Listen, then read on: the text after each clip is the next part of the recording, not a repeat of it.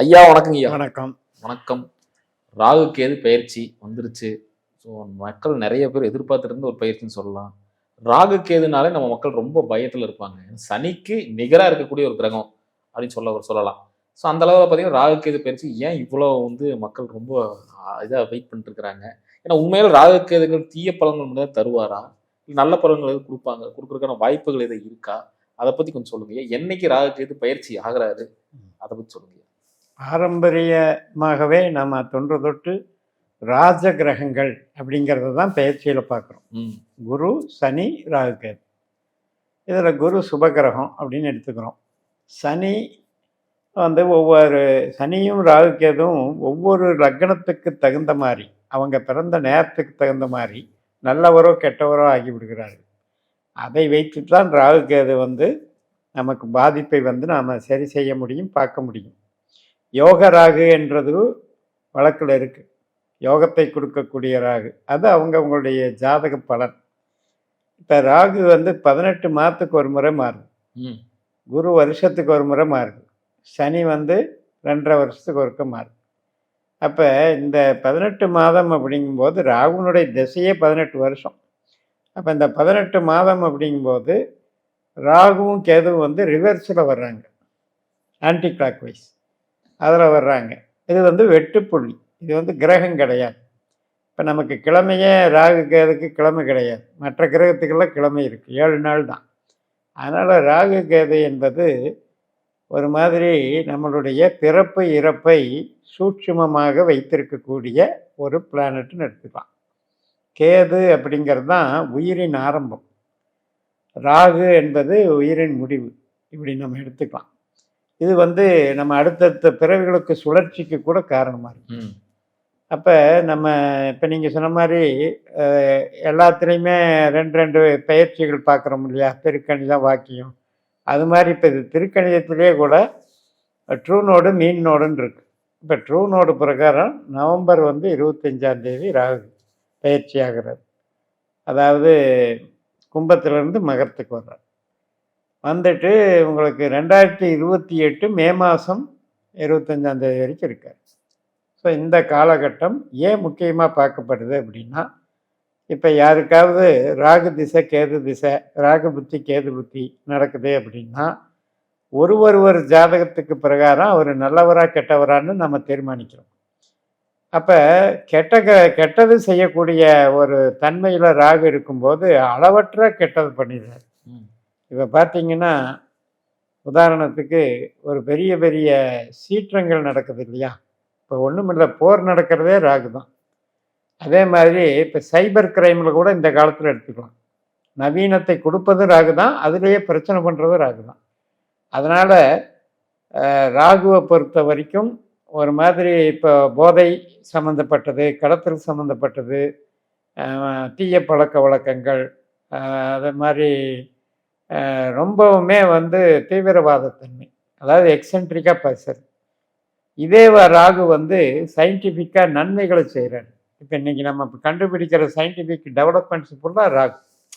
அப்போ நம்ம வந்து நமக்கு ராகு நல்லவரா கெட்டவரான்னு தான் பார்க்கணுமா ஒழிய, பொதுவாக அவருடைய பிரச்சனை தான். ஆனால் அவர் வந்து நமக்கு நல்லவராக இருந்தார்னா அளவற்ற நன்மைகளை அள்ளி கொடுத்துருவார். அதாவது கொடுப்பதில் வந்து அளவில்லாமல் கொடுக்குறவர், பிரம்மாண்டத்தின் அறிகுறி. அதனால் நன்மை கொடுப்பார். கேது வந்து சுருக்குவார், ராகு வந்து பெருக்குவார். ஸோ இவங்க 2 பேரும் ஒரு ஜாதக ராசிக்கு பிரகாரம் எந்த பாவத்தில் இருக்காங்களோ அந்த பலன் நம்ம பார்க்கலாம். சிறப்புங்க ஐயா. இப்போ ஒவ்வொரு ராசிக்கான பலன்களும் நம்ம பார்த்துடலாம் ஐயா. இப்போ அடுத்து நம்ம பார்க்கக்கூடிய ராசி, இறுதியான ராசி மீன ராசி. மீன ராசிக்கு 11ஆம் இடம் சொல்லக்கூடிய லாபஸ்தானத்தில் ராகு வராரு. 5ஆம் இடம் அதில் வந்து கேது வராரு. ஸோ எப்படி இருக்கும்? மீன லக்னம், மீனராசி அன்பர்களுக்கு அகம் சார்ந்த நன்மைகள் இந்த 2மே பாசிட்டிவ். அகம் சார்ந்ததுன்னா உறவுகள், மூளை உழைப்பு, கலைத்துறை, பணம் போடாமல் என்ன தொழில் பண்ணாலும் சரி, சீசனபிள் பிஸ்னஸ், ஆன்மீக தொழில், எல்லாமே, ஈவன் வந்து லாயர்ஸு, கன்சல்டிங் பிஸ்னஸ், இவங்களுக்கெல்லாம் சிறப்பாக இருக்குது. சந்தோஷமும் இருக்குது. அதாவது வீடு சார்ந்து மகிழ்ச்சிகரமான ஒரு வாழ்க்கை, அதே மாதிரி உத்தியோகம் சார்ந்து பிரச்சனை இல்லாத வாழ்க்கை. அதுதான் இந்த ராகு. இந்த 5ஆம் இடத்துல கேது வரனால அந்த குழந்தை தடைக்கிறது உண்டாகுமா? குழந்தை கேது இருக்கிற இடத்த வச்சு நம்ம பலன் பார்க்கக்கூடாது. ம். இப்போ 5ஆம் இடத்துல கேது இருக்கிறது அப்படிங்கிறது ஒரு நட்சத்திரத்தின் வழியாக தானே போகும். ம். இப்போ ஆயில்யத்தில் போகிறாரு. இப்போ இந்த ஆயில்யம் வந்து நமக்கு வந்து குழந்தை கொடுக்கக்கூடிய நட்சத்திரம்னு எடுத்துக்கோங்க. ஆயுள் தான். ம். அதாவது பூசம் ஆயில்யம். ம். ம். இந்த பூசம் ஆயில்யத்துக்கு அதிபதி யாருன்னா சனியும் புதனும். ம். இப்போ சனியும் புதனும் கெடலை, நம்ம ராசியிலே உட்கார்ந்துருக்காங்க. சனி புதன் சாரத்திலே இருக்காரு. அதனால் அந்த பிரச்சனை இல்லை. ஒரு சிலருக்கு அவங்க ஜாதகப்படி கேது வந்து திசா நடக்கிறவன் 4ஆம் இடம் 10ஆம் இடம் பாவங்களை இயக்குபவராக இருந்தால் அபார்ஷன் ஆகும். இந்த டைமில் குழந்தை வந்து தடையாகும். ம். 5ஆம் இடத்துல அது வந்து கொஞ்சம் ஸ்பாயில் பண்ணுறதுன்னு எடுத்துக்கலாம். இப்போ நீங்கள் வந்து இப்போ உதாரணத்துக்கு இப்போ மேசராசிக்காரங்களை எடுத்துக்கோங்க. ம். அவங்களுக்கு வந்து குழந்தை கொடுக்குற கிரகமே கேது தான். கேதுதான். 5ஆம் இடத்துல தான் புள்ளி இருக்கு. அதனால் அப்படி கிடையாது. ம். இது வந்து 6ஆம் இடத்துக்கு இருக்கவன் 5ல் இருக்கான். ம். அப்போ ஏதோ ஒரு மெடிக்கல் பிரச்சனையை அங்கே உண்டாக்குறான்னு எடுத்துக்கணும். ம். ம். சிறப்புங்க. இப்ப 5ஆம் இடத்துல கேது இன்னொரு வேலையும் பண்றாரு. இந்த காதல் இதுல ஏதாவது முறிவுகளை கொடுக்குமா? ஆக்ரோஷ காதல். ஆ. அந்த காதலையும் வந்து பைத்தியக்கார காதல்னு சொல்லுவாங்களா? அது தெய்வீக மாதிரி. காதல்னு சொல்லுவாங்க. ஆமாம் ஆமாம். அது கேதுனாலே அது கொஞ்சம் வந்து சூதுன்னு அர்த்தம். ம். அந்த சூது கவியிரும். ஆ. அந்த எப்படி கவும் அப்படின்னா நடிக்கிறது, ஒருத்தருக்கு ஒருத்தர் ஏமாற்றிக்கிட்டு பில்டப் பேசி பேசி நடிக்கிறது. ம். அந்த மாதிரி கொஞ்சம் பார்த்து கேது திசை முடிஞ்ச உடனே சாயம் வெளுத்து போயிடும். அப்புறம் பிரச்சனை ஆயிடும். அதில் வந்து ரொம்ப இன்வால்வ் ஆகக்கூடாது. இதே நீங்கள் வந்து உங்களுடைய டேலண்ட்டில் வந்து நீங்கள் கவனம் செலுத்துனீங்கன்னு வைங்க.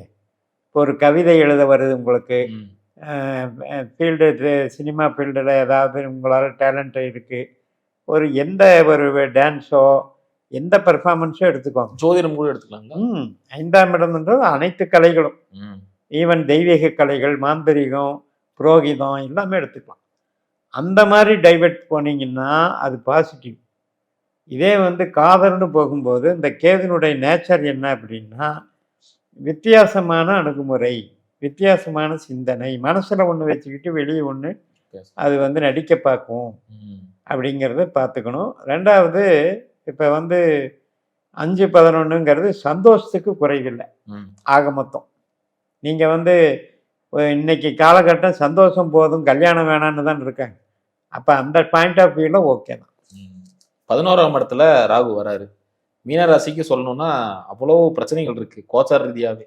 இப்போ இந்த 11ல வர ராகு ஒரு வரப்பிரசாதமா நினைக்கிறீங்களா? கண்டிப்பாக கெட்டவர் தான் ராகு. மீனத்துக்கு நல்லவர் கிடையாது. ஆனால் கெட்டவர் கெட்டு போகிறார். அதனால நல்லது, ராஜயோகத்தை கொடுப்பார்.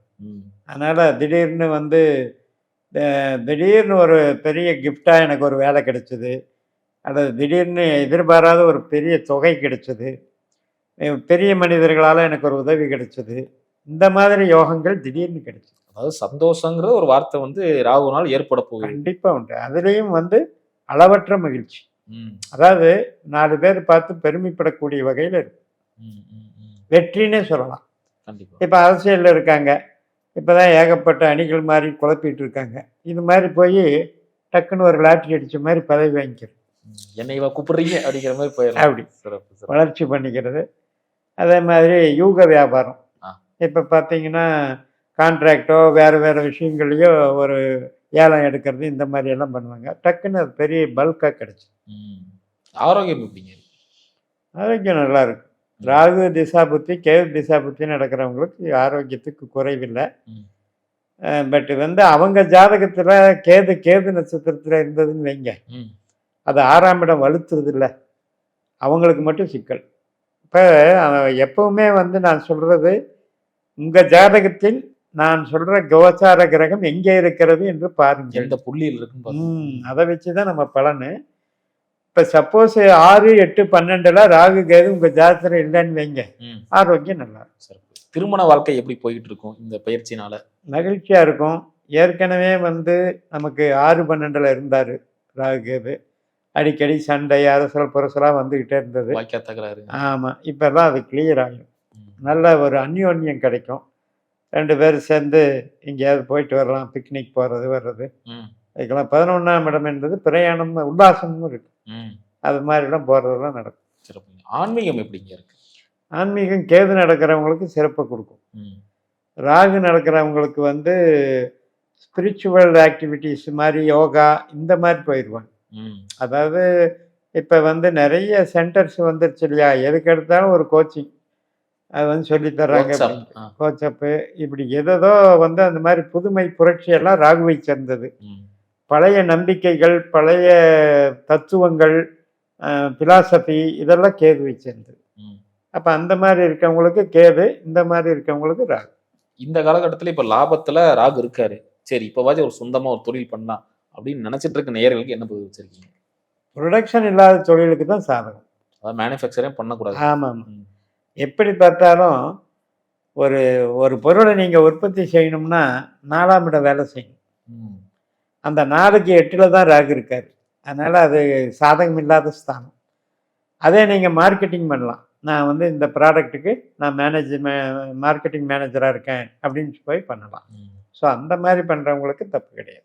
சிறப்புங்க. இப்போ மீனராசி நேயர்கள் எந்த விஷயத்துல ரொம்ப கவனமா இந்த விஷயத்துல பார்த்து இறங்கணும் அப்படின்னா என்ன விஷயம்? புதிய தொழில் உற்பத்தி முதலீடுகள் அது செய்ய வேண்டாம். ம். மற்றபடி புறம் சார்ந்த வகையில் கொஞ்சம் டல்லாக தான் இருக்கும். பெருசாக பணம் சேர்ந்துடும் அப்படிங்கிறது தொழில் ரீதியாக கிடையாது. ம். வேறு லக்கு ரீதியாக இருக்குது. அது வந்து உதவி ரீதியாக கிடைக்கிறது. ம். அது வந்து உங்களுடைய ஜாதகத்தில் அந்த லக்கு இருக்கணும். ம். யார் ஒருத்தருக்கு அதிர்ஷ்டம் என்பது எப்படி அப்படின்னா 8ஆம் இடம் வந்து திடீரென்று கொடுக்கும். ம். அப்போ இந்த மீனத்துக்கு 8ஆம் இடத்துல தான் ராகுனுடைய சுவாதி நட்சத்திரம் இருக்குது. உங்கள் ஜாதகத்தில் அது 2ஆம் இடத்துக்கு கொடுக்கக்கூடிய ஒரு அங்கே பொட்டன்ஷியல் இருக்கணும். ம். இப்போ 2ஆம் இடத்துல நமக்கு கேதுவும் சுக்கிரனும் இருக்காங்க இல்லையா, இப்போ அந்த மாதிரி கேது சுக்கிரன் ராகு தொடர்புகள் இருக்கிறவங்களுக்கு வேணால் அது மாதிரி எதிர்பாராத தனயோகத்தை எதிர்பார்க்கலாம். ம். எல்லாரும் அதுக்கு எதிர்பார்க்க முடியாது. நார்மலாக போகும், ஒர்க்கும் நார்மலாக போகும், ஃபேமிலியும் நல்லா போகும், ஆரோக்கியமும் நல்லா இருக்குது. வேற என்ன கவலை? சிறப்புங்க. ரொம்ப அற்புதமா சொன்னீங்க. மீண்டும் அடுத்த காலம் சந்திக்கலாங்க. நன்றி.